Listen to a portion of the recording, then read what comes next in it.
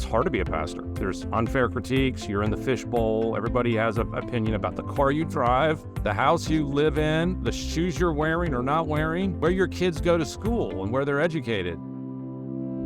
Hello, and welcome to Working with me, Dan Doriani, hosting a podcast where we explore faith, work, culture, and the way believers can make a difference in their corner of the world. My guest today is Michael Kruger, president of the Charlotte campus of Reformed Theological Seminary.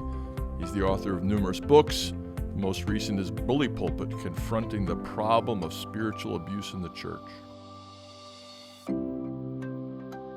So my guest today is Mike Kruger, who is a scholar who's written some outstanding works on the formation of the canon New Testament and life in the second century. He's a scholar. He's a professor. He's an author. He's also the president of the Charlotte campus of Reformed Theological Seminary.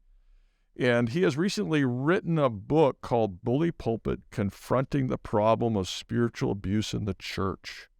Nobody wants to write a book about that. Mike, why did you write a book about this? You didn't have to. You could have just talked about early Christianity and the canon and management theory. You put a lot of work into it. It really shows. It's a good book. I mean, it's a page turner. It's deep. It's rich. But why did you even write about this? Thanks, Dan. So good to be with you. And that's the question that I know is probably on everyone's mind because, as you indicated, they kind of know me more for the more academic side of things, stuff on the New Testament canon. And I haven't forgotten that. In fact, I've been working all this week on another project related to manuscripts and early Christianity. So that's still my main thing. But you're right. I decided that this needed to be talked about. It was on my heart for a lot of reasons. Yes, I'm a scholar, but I'm also a seminary president, as you indicated, and we think a lot about leadership. I know you do too there at Covenant, and you think about what sort of generation of Christian leaders are we producing. And I will say, as we start as a whole, that I think, we've got a lot to be optimistic about in the church. There's a lot of great men and women out there doing great work for Christ. But also in leadership, you notice the places we need to grow and improve and change. And over the last 5 years, or more, I've just grown more and more concerned over what I'm seeing of a certain trend in leadership that we were going to get to, I know, in a moment, called spiritual abuse. And it's been on my heart. And I feel a little bit like Gandalf, where, he's always the bearer of bad news and people, yell at him for being a storm crow and stop talking about negative things all the time. But I feel like sometimes you got to write a book that needs to be written, not necessarily the book you want to write. Yeah, that's exactly right. So I appreciate you tackling that, even though this is a podcast on faith and work. You did not have to work on that, but for the sake of the kingdom and the church, you chose to. And I said in the preface that it's actually a book I didn't want to write. Right. I'd rather write a book on good leadership. I think we all would want that, but sometimes, you just do what you got to do. So that's exactly right. So I would call this a well-conceived, well-executed book. I mean, your intellectual prowess, if I can say that, does shine through. But you have probably taken some heat. The people probably are saying, hey, thanks for your honesty. Thank you for addressing this very difficult issue. With practical counsel, both on what to do, which we'll get to when things go wrong, but also preventative or prophylactic measures. But some people, just to press into this a little bit, some people probably have said to you, hey, I thought you loved the church. Why would you pile on to the church and make us look bad? Bad churches and bad pastors, that's a media phenomenon. And the media always loves a scandal. And why did you allow yourself to be duped by all this? I mean, most pastors are wonderful, right? Yeah. So this is a question I've received, and it is something that was already on my mind when I wrote the book. And I actually try to head it off at the pass, so to speak, in the early chapters by letting people know, look, I'm actually writing this book because I love the church. It's because I love Christ's bride, that I want to see her purified. I want to see her protected.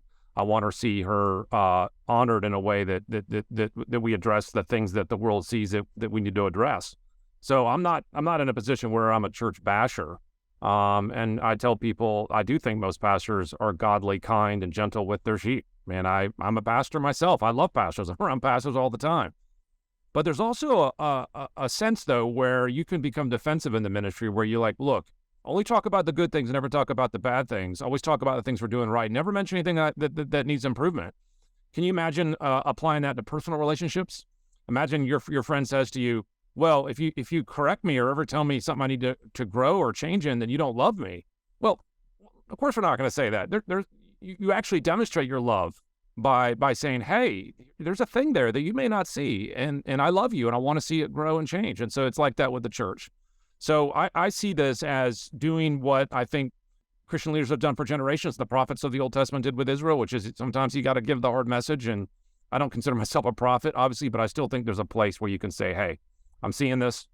And the other reason I think it's important that I speak into this is because I think sometimes certain segments of the church just aren't going to listen unless certain people say it.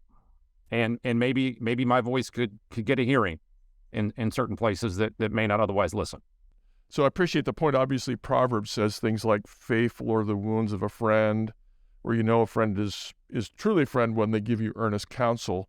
And with regard to these matters of correcting errors, I have two questions or comment a question. First of all, my theme statement on correction or discipline of a child is, I love you too much to remain silent about this. I love you too much to let you think that what's happening right now is acceptable or won't wound you or wound the people around you, which it sounds like you would agree with that idea. Oh, of course. Yeah. It's got to be born out of love. And this is why I think, as a minister of the gospel, you're a minister of the gospel, we love the church.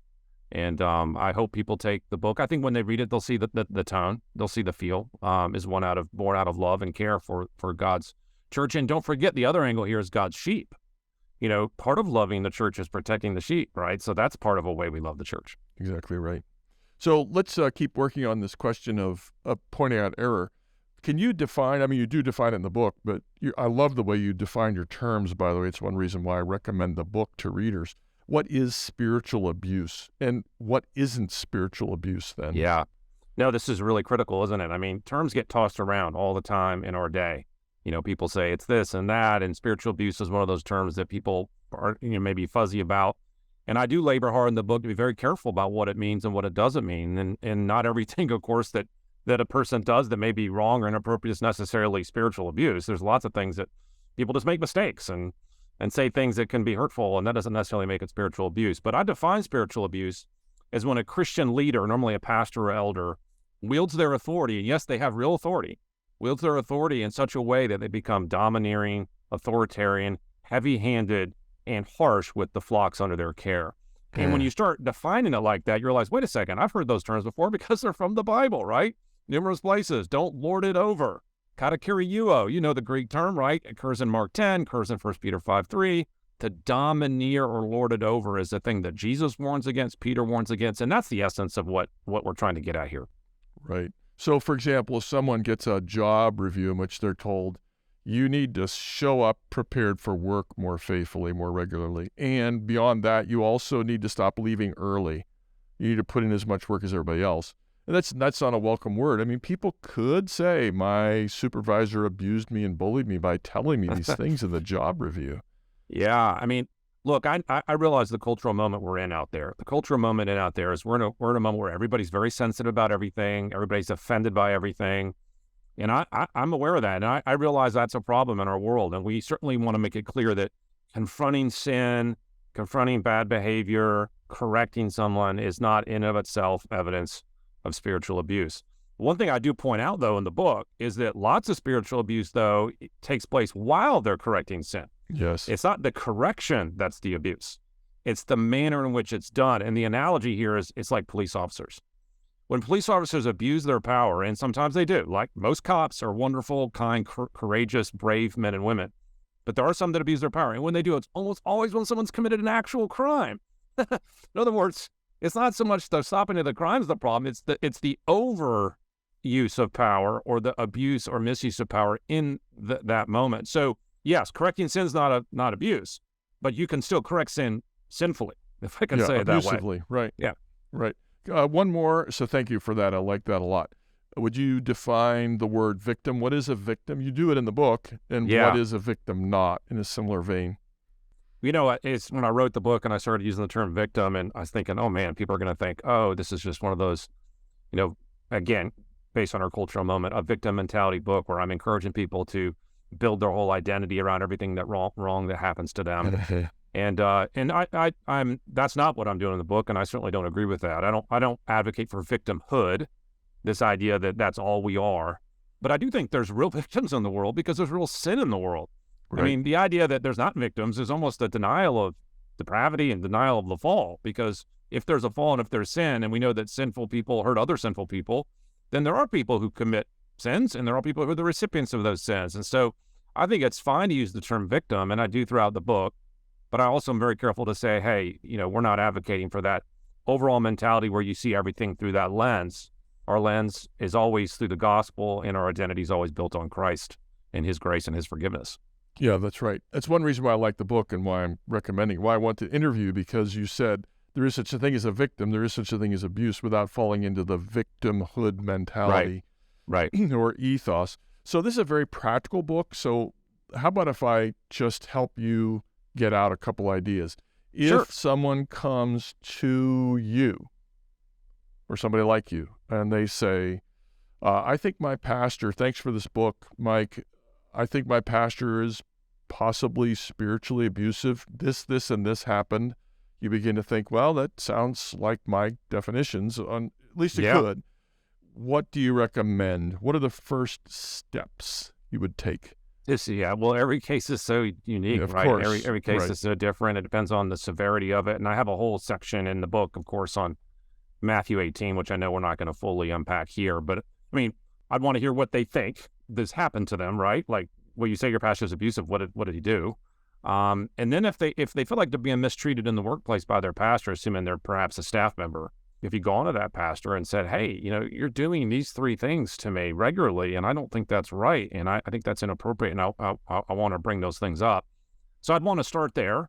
And I know also that in abuse situations, there's that very big gap between the senior pastor and staff that feel like that's a very nerve-wracking thing. And I think it's totally appropriate to go with someone, take a friend, and meet with that person and say, hey, could we have a conversation here?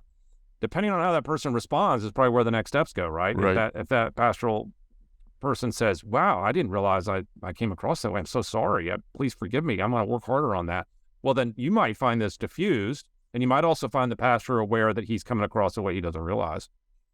But in my experience and all the research I did, that's rarely what happens. Most of the time, things, when that pastor is confronted, if they're in fact an abusive pastor, don't always go so well, and things are going to get escalated. That person's probably going to have to go to the elders and then start a process of trying to address that issue through the elder board.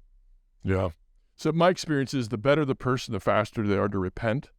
And when you have somebody who's really evil, they're almost invariably going to attack the person who points out their sin. There's some truth in that. And one of the things about the profile of abusive leaders that I bring up in the book is they do have a certain trend of personality that tends to be there and a certain style of operating. And they tend to be extremely defensive about their own authority and their own ministry, so much so that when you do confront them, you rarely get repentance. Right. And that's actually one of the signs of someone who might be headed down the path of that type of leader is when they have the kind of recalcitrant, stubborn sense about their ministry that never should be corrected, never be challenged, never be questioned. Or they view it as a loyalty test. Exactly. Why aren't you more loyal to me? Don't you realize that you're going to destroy this marvelous ministry we put together? It's like, I have built this ministry, and if you're against God, if you're against me, and the retaliation cases that I've been able to learn about have been really heartbreaking, to be honest with you. And it doesn't happen all the time. Lord, graciously, God, there's a lot of godly people out there, but for the people who have the abusive profile, I would tell people, if you're going to go confront your pastor, you need to be ready for the possibility, at least, that it could be a long road. Yes, and ordinarily people who are bullies or abusers in the home, violent in the home in one way or another, almost have to be confronted by another authority before they take it seriously. If they simply have somebody who's lower in under power, them, wife, child, not going to listen. Yep, good point. You got to bring in the elders or the police or somebody to say, we know what you're doing. That's right. And then they're apt to respond. You also have a marvelous, chapter, really, or most of a chapter, on creating a culture that prevents abuse. And I want to give you just open mic for a couple of minutes. What are some of the most important things that a church or Christian organization, seminary or, nonprofit relief ministry can do to foster an atmosphere in which the abuser can't even get started? Yeah, that's right. So the last chapter is obviously designed to actually give some practical advice. I didn't want it to be a book of only problems, no solutions, right? And just to be clear, I say it in that last chapter, I don't think this, even if they did everything I said, it's not going to solve everything. And even the things I said, I personally think were rather sort of basic and ordinary steps.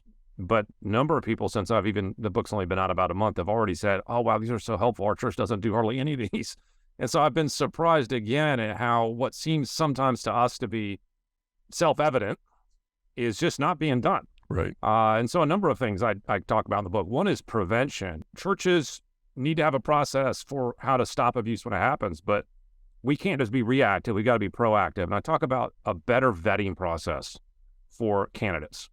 And this is something that, Dan, you and I probably are already thinking about on the seminary side. I mean, we don't ordain anybody, so we don't hire anybody, so that's to be clear. But we are training people. Right. And there's a sense of that we do a sort of vetting. And I think we have flipped the character over competency problem dramatically. So giftedness is taking priority rather than character. And I suggest a process that reverses that. Giftedness matters, of course, but we really need to find out what a person's character is, and getting their two best friends to write references for you just aren't. I mean, let's be honest, that's not getting you there. So I talk about prevention, and then I spent a good bit of time talking about transparent. Oh, so we can stop Can there. I just break in on this for a second? Because I want to, I think it's really important to get to the character gifting, character work ethic. So one of the things I find most intriguing is, perfectly well, 1 Timothy 3 and 4.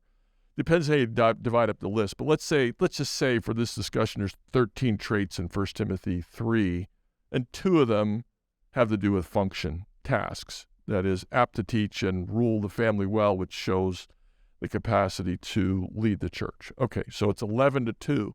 But in the next chapter, 1 Timothy 4, it depends how you count. I've had students many times I've asked them the question, so what's more prominent in 1 Timothy 4, character or functions, tasks, capacities? And they come up with different numbers, but usually the number is 5 character traits. That's what they see, which is the way I see it. Maybe 6, depends how you exegete the passage. And maybe 6, 7, or 8 functions in 1 Timothy 4. So it's not, we want to say character first, and I've said it many times. You have also, you just said it now. Totally agree with it. Yeah. But you can't settle with character first, because there's one chapter later, there's a list that has a little more functionality, gifts, dedication, fruit, not just gift, not just strict giftedness, but not just character either. So tell me how you view that. No, that's exactly right. I mean, 1 Timothy 3 isn't the only place to go, although I think we could arguably say it is one of the classical texts for listing it out. And I think it is different than 4 in the sense that Paul talks about ministry in lots of ways, even the list of giftedness that he has in Romans 12, 1 Corinthians 12, and other places. But so regardless if I do the math, I think there is a right observation that I'm trying to make here, which is that in our world, character is acknowledged in a sort of cursory way, but not nearly as developed analysis as we analyze someone's gifts. And it would suggest that we need to really address that. And there's the other thing here, which I mentioned too in the book, which is worth mentioning here. Sometimes it's not character versus gifts. Sometimes it's character versus doctrine.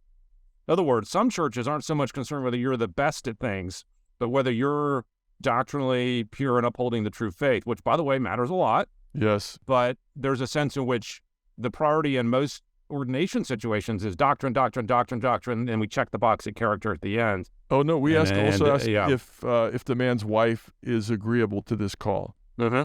Yeah, well, that would be an aspect of character for sure. It is, but I mean, it's like we have this handful of rote questions almost. Right. I realize it's really complicated analyzing character, and it's messy. It's a lot cleaner to analyze doctrine.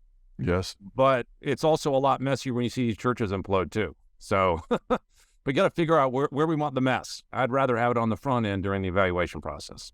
Yeah. So I've stopped you, but I was just interested in the topic we were off on for a second. No, that's great. Have you given any other comments about prevention? Well, I talk about, learning about the prior ministries of someone, which gets into not just character, but track record, which implies character at some point. And then in that chapter, I spend a lot of time on transparency and openness and the willingness to, as a church, be more clear about what's going on, what annual reviews. One of the missing pieces here isn't just the annual review of the senior leader, but the senior leader reviewing those who are under him and around him. That is a really important thing. There's a number of cases I learned about where the senior pastor hadn't done any reviews on the staff for years and years and years. And then when the staff did confront the senior pastor about something, he started saying, well, you're this, and you're this. Right. And there was no there's no way to evaluate whether that had been true for the last 5 years, Exactly. And so those reviews are part of the defense for people who may be feeling concerned about being vulnerable. And so I agree with you as strongly as I could that you need to have regular and genuine and independent reviews. I mean, I was just talking to a church yesterday about reviews of their pastor, and there's a problem in the church at all, but I said, and you have to make sure it's elders who will tell the truth. They're not in love with the pastor so much that they will fall silent or soft pedal. Well, George, we know that some people say this, but we don't believe it for a second. No, if people say this, if you love your church, you have to say, George, we love you, and people have said this. Yeah. Let's talk about it. Yeah, it's interesting how many people in churches are either in awe of their pastor, which affects the ability to give feedback, or the thing I see a lot is scared of their pastor. And this particularly is staff. Elders usually, don't. One of the things that elders don't realize when they evaluate their pastors, they're not the ones working for them. Right. And so you got to hear from the staff, and you got to hear particularly from female staff, which is a point I make, which is you realize that men and women are going to interpret things differently, and really listen to what they have to say. All right, let me ask you. I agree with you all day long as I read this book. It's just like good point. So thank you for that. But let me go to an area that's a little bit tougher.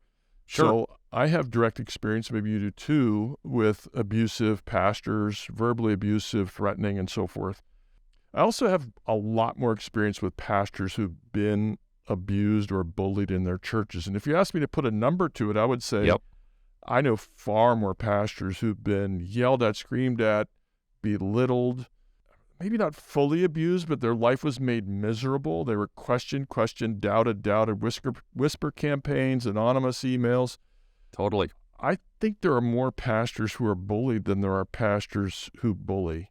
I also think that I've seen it happen, that mild-mannered, gentle people were pushed, and they said, okay, I'll fight back. I mean, if you're going to treat me like this, I'm going to get mean too. Yeah. Oh, yeah. Oh, yeah. It's not just that we have bully pastors out there. We have bully congregations and even bully elder boards. Oh, yeah. In my opening chapters, you may recall, I mentioned this too, and acknowledge that happens. And, I don't have any hard statistics on it any more than I have hard statistics on spiritual abuse. But no doubt it's a problem. And I even mentioned maybe someone should write a book on that.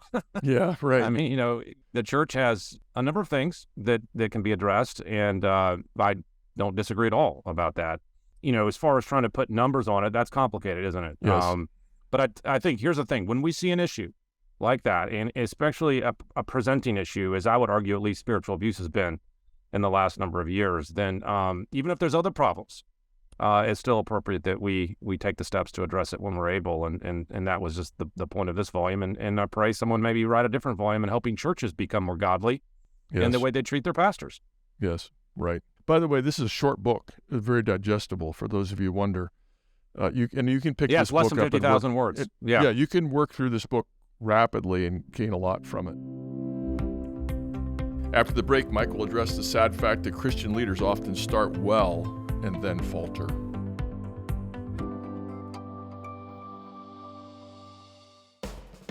The Alliance of Confessing Evangelicals is a coalition of believers who hold the historic creeds and confessions of the Reformed faith and proclaim biblical doctrine in order to foster a Reformed awakening in today's church. What all that means is we care about the church, we care about truth, and work hard to preserve and advance it every day.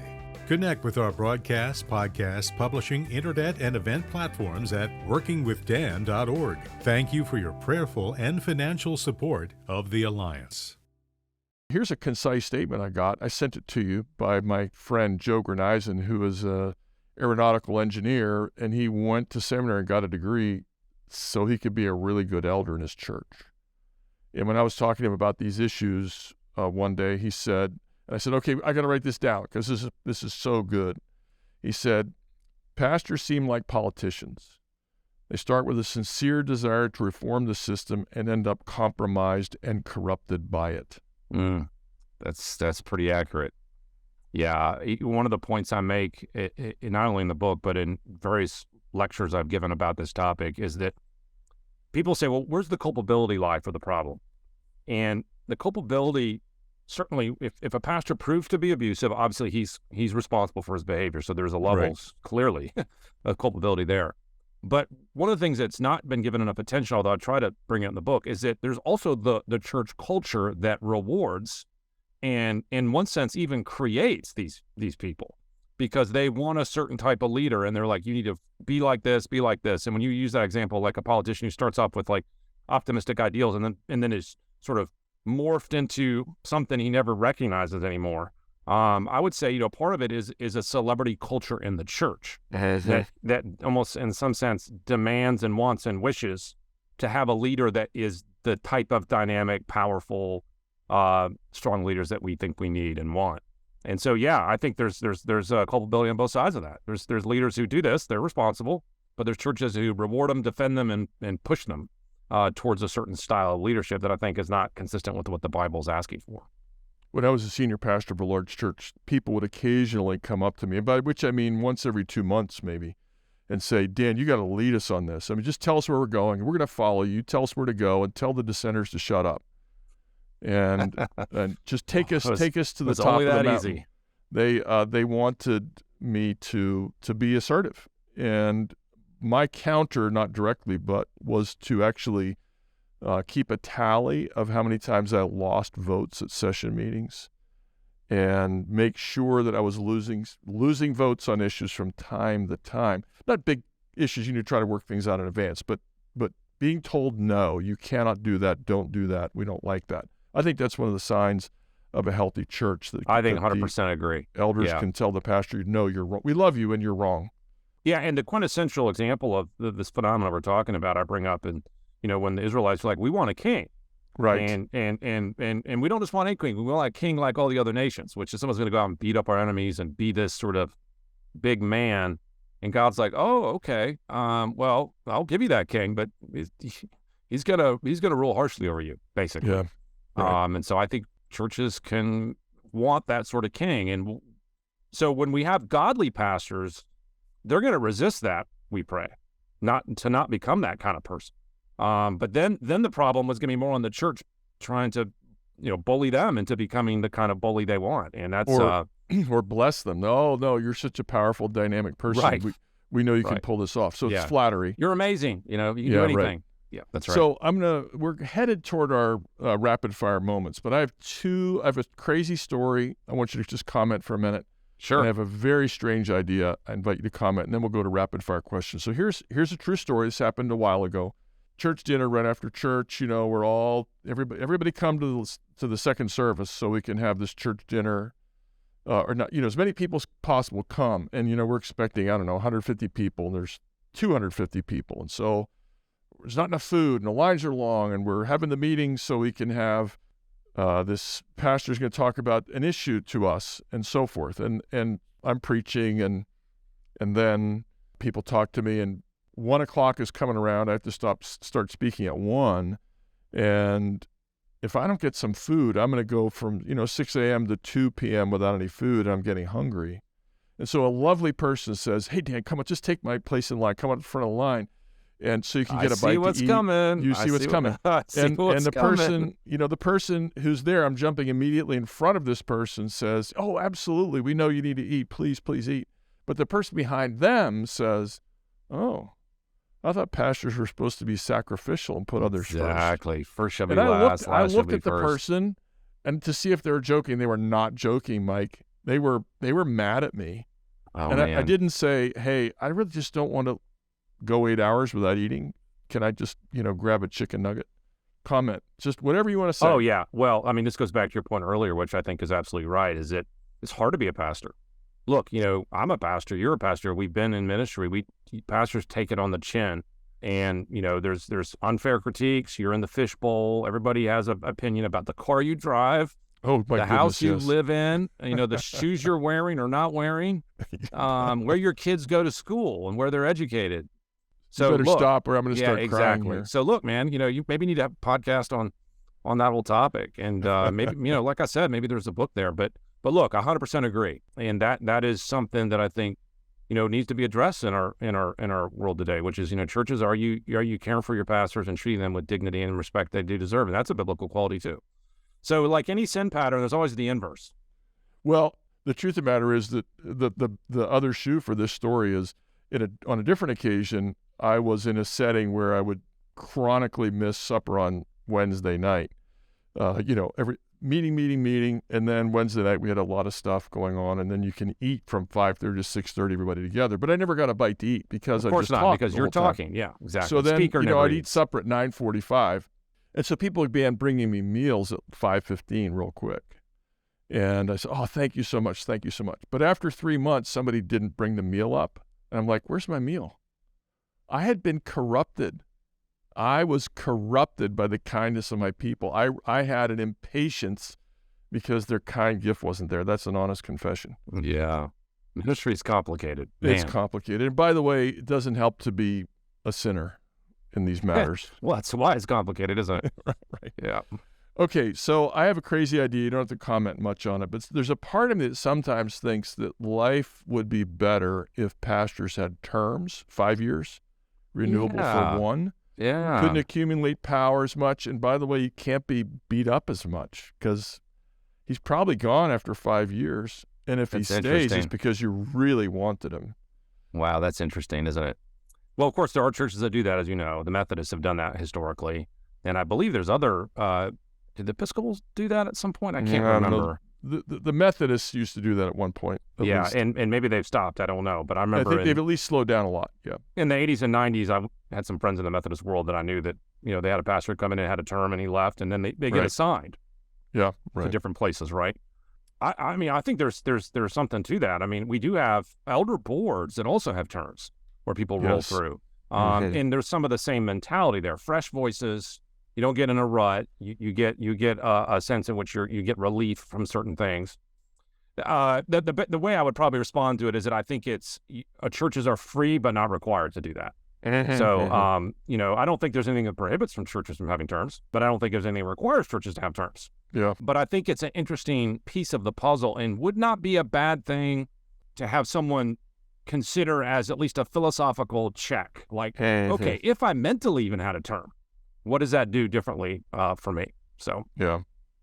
So I'm going to invite you to comment on 2 quotations that I really liked. Page 127. I don't know. I'm just going to say you stand by this. I really want you to comment on 127.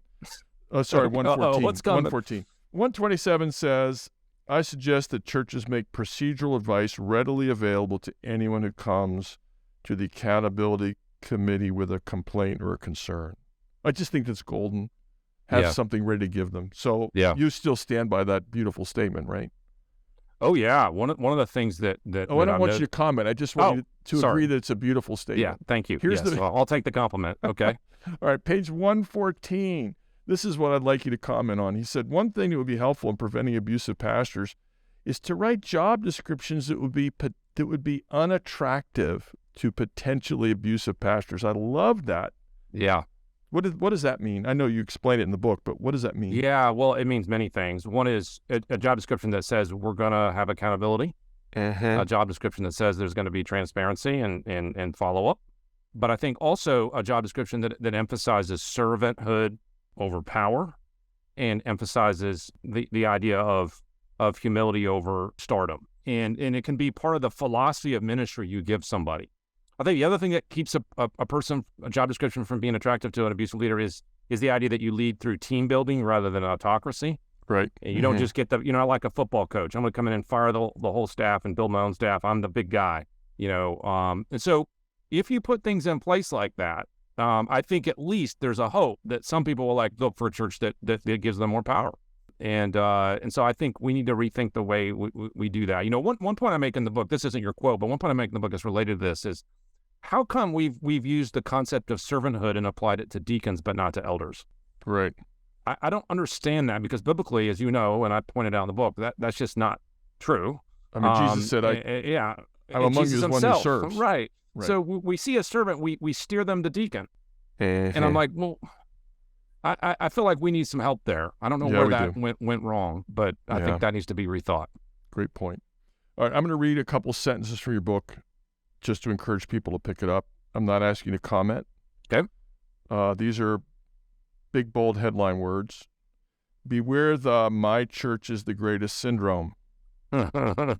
No, the slightest disagreement or complaint will not sink your church. If things are never good enough, the problem may be you. Most people need a pat on the back, not a kick in the pants. And finally, your self-awareness may not be as accurate as you think, and you use the case of Eustace in the Voyage of the Dawn Treader. So those are, listeners, those are some highlight, big principles that Mike unpacks. So I'm going to say thanks for the book, and I'm going to ask you some personal questions, okay? Sure. If you could do anything, you have less than 60 seconds for each of these, okay? If you could do anything for a year, no obstacles of any kind, not finance, passports, visa, education of your children, no obstacle of any kind, what would you do for 1 year? I might move to Tuscany in Italy and basically write books, enjoy long walks in the gardens at twilight, and be invisible, anonymous, with no internet. Yes. So we were in Italy a while ago and just really loved it as a vacation, and I think I'd go back and stay for a year if I could. So there's an answer for you. Thank you. What's the best book you've read recently? Well, I don't know about best, but I will say that I like to try to read outside of like just biblical studies, because I'm always reading something there. And I've read this very fascinating book recently by a Pulitzer Prize winning author by the name of Stacy Schiff, and it's actually on the Salem witch trials, and it's called The Witches. And then there's a subtitle, Witchcraft and Hysteria in 1692 Salem. But it has been absolutely fascinating and illuminating. I thought I knew the story, and there's so many layers to it. And what's particularly interesting for you and I and our listeners is that the people at the center of it were the Puritans. So, this hits close to home in terms of like our theological heritage is right there in the middle of all of it. And that's interesting to just see, to watch that play out. Yeah, the falsehoods about the witch trials, including Middle Ages, have been repeated so often you can't even get a hearing for the truth anymore. I'll just leave it at that. Yep. What do you love the most about the church? I love the fact that, the church is home, and everybody can find their home there. And that doesn't mean any particular congregation is as good a fit as any other necessarily, but when you're with God's people and the Spirit is at work, you just realize that the church is a place of safety, peace, and healing, and that's what it's designed to be on earth in a fallen world. It's a refuge, right? It's a fortress for God's people. It's one of our homes. I like that. That's a great answer. Last question: what would you like to be celebrating 5 years hence? Well, 5 years hence is my 30th anniversary with my wife Melissa, because we just recently celebrated our 25th, and I have no reason to think we will make it to 30 unless some health problem or something. But I would love to celebrate 30 with her, and our kids will almost all be out of college, and that'll be a good celebration. Yeah, and you have a lovely wife. She's helped a lot of people, and she's a wonderful ministry partner for you. Oh, so I'm so thankful for Melissa, and just so proud of her. Yeah. Well, Mike, thank you so much for giving some of your time. Thanks for writing this book, which I do heartily commend to readers. And I appreciate your work through writing, your teaching. Of course, I don't get to hear you as a teacher, but I've read some of your books. I love your writing ministry, and I thank you, of course, for your work at one of our nation's fine seminaries. And may God bless you as you continue to serve faithfully. Thank you, Dan. Great conversation. Thankful for you and Covenant, and it's been great to be with you. We're thankful for today's guest, and also extend special thanks to our sponsor, the Alliance for Confessing Evangelicals. Please check out their site, Reformation 21. That's the principal host of this podcast. If you want to put your faith to work and change your corner of the world, visit our website, the Center for Faith and Work St. Louis. Look for faithandworkstl.org. That's one word. We'll help you start a cohort with like-minded believers who also want to practice their faith at work. This podcast is donor-supported. To keep us going, please donate on our website. Maybe more importantly, you can support us by listening, by subscribing, by sharing, by liking us, by posting us on your favorite platform, or go old school and tell a friend.